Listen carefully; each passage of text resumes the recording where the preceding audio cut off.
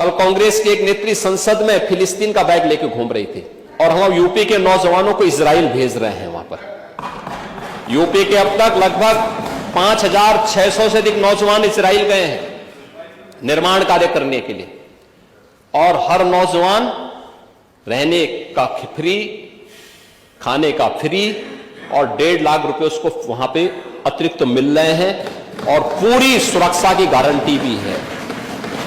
अभी इजराइल के राजदूत आए थे, उन्होंने कहा कि हम यूपी के और भी नौजवान ले जाना चाहेंगे क्योंकि यूपी का नौजवान अच्छा काम कर रहा है, बेरोजगार नहीं, उसकी स्किल की ताकत को दुनिया आज मान रही है। आप ये मान के चलिए, वो नौजवान जब 1.5 लाख रुपए भेजता अपने घर तो प्रदेश के ही विकास में वो योगदान देता है। हमें अभिनंदन करना चाहिए उन नौजवानों का। क्या प्रवासी भारतीयों ने भारत के विकास में योगदान नहीं किया?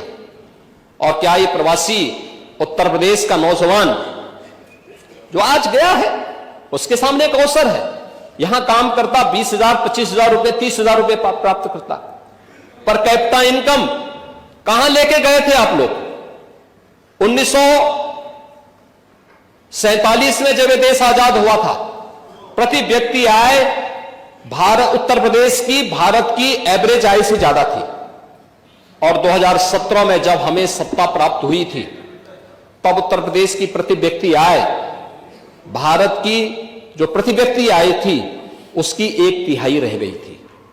आज हम उसको दोगुना करने में सफल हुए हैं, और मेरा यह मानना है कि अगले 5 साल के अंदर उत्तर प्रदेश की प्रति व्यक्ति आय फिर से भारत की प्रति व्यक्ति आय से अधिक होगी, और इस दिशा में उत्तर प्रदेश की वर्तमान की वृद्धि दर इस बात को संकेत करता है। और मैं इसीलिए आप सबसे कहना चाहूंगा, हमें उत्तर प्रदेश को और विकास की दिशा में आगे बढ़ाना चाहिए।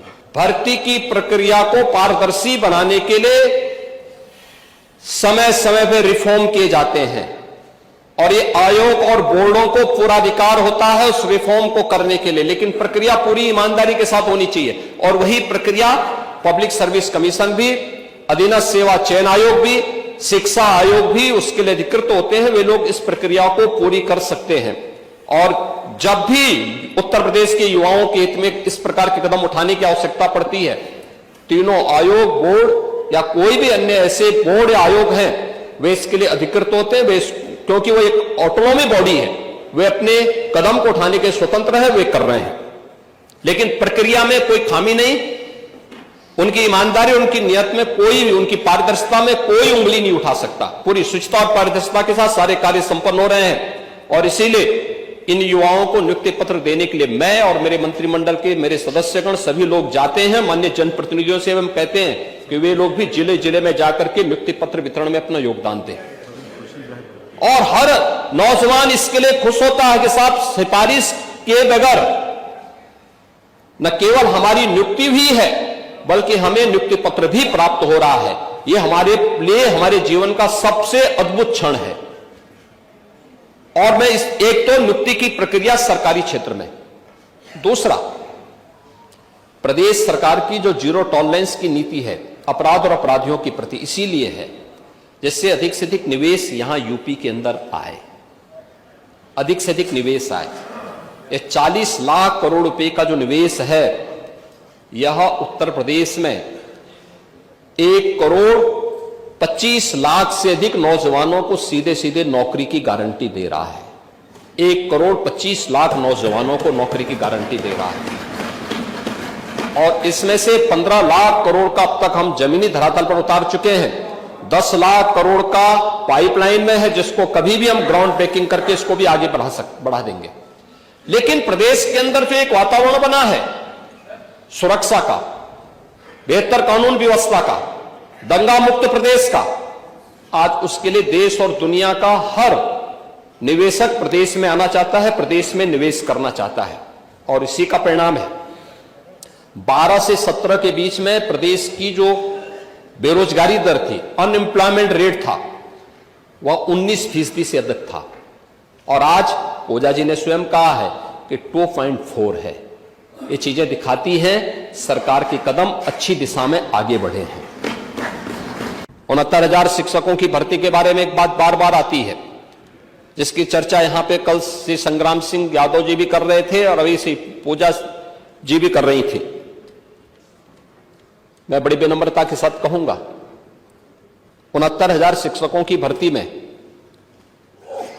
पिछड़ी जाति के 27% आरक्षण के आधार पर 18,000 पद आरक्षित होते हैं और पिछड़ी जाति के उसमें 32,200 से अधिक नौजवान भर्ती हुए हैं 69,000 शिक्षकों की भर्ती में।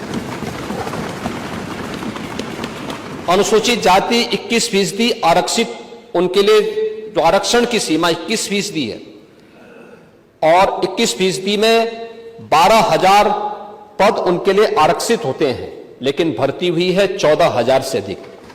ये चीजें क्या दिखाती है कि अपनी योग्यता और मेरिट से जो लोग आगे बढ़े हैं उन्हें जनरल कैटेगरी में लेकर के वहां का लाभ दिया गया है। जनरल के लिए जो पद आरक्षित थे, जनरल के लिए जो पद थे 34,500, जनरल की भर्ती हुई है मात्र 20,000। ये उन सब की आंखों को खोलने वाला होना चाहिए जो इनके नाम पे राजनीति करके अपनी रोटी सेकने का कार्य करके समाज में बंटवारे की खाई को चौड़ा करना चाहते हैं। और इसीलिए भर्ती की प्रक्रिया प्रदेश के किसी भी नौजवान के साथ कोई अन्याय न हो। एक तरफ सरकारी पद ईमानदारी के साथ भरे जाएं। उत्तर प्रदेश लोक सेवा आयोग 2017 के पहले क्या स्थितियां थी, कौन नहीं जानता है, क्या नहीं होता था। आप लोग भूल गए जब 86 एसडीएम के पद में से 56 एक जाति विशेष के लोग भर दिए गए, और ये कौन नहीं जानता है इस बात को। पांडे जी, इसका ये भी हम बताएंगे। दूसरा वही प्रयागराज है, वही प्रयागराज है जिस प्रयागराज में पब्लिक सर्विस कमीशन के कार्यालय में महीनों महीनों तक यूपी के नौजवान धरना दिए थे और एक अयोग्य व्यक्ति को जो उसके लिए डिजर्व नहीं करता था, एलिजिबल नहीं था, जिसकी डिग्री फर्जी थी, उसे आयोग का अध्यक्ष बना करके पूरे कमीशन और युवाओं के भरोसे के साथ खिलवाड़ करने का काम हुआ था। यह भी इलाहाबाद में हुआ था। तो यहाँ माननीय अखिलेश जी ने कहा था, आंकड़ा भी दिया था कि वो 3 लोग भर्ती हुए थे ऐसे, और आपके सामने बात स्पष्ट। पांडे जी, मैं उसी पे आ रहा हूं। दूसरा उस समय कैसे कैसे लोग अध्यक्ष बनाए गए थे जिसकी डिग्री फर्जी, जो स्वयं एक लेक्चरर होने के लिए एलिजिबल नहीं था। High school 3rd division, intermediate 3rd division, graduation 3rd division, फर्जी पीएचडी की डिग्री, और वह Uttar Pradesh public service commission का अध्यक्ष बन गया था। और ये लोग उसको लेकर ढूंढते थे, घूमते थे, और उसको जब मौका मिला उसने मारी तबाही, पूरे युवाओं के साथ खिलवाड़ किया था।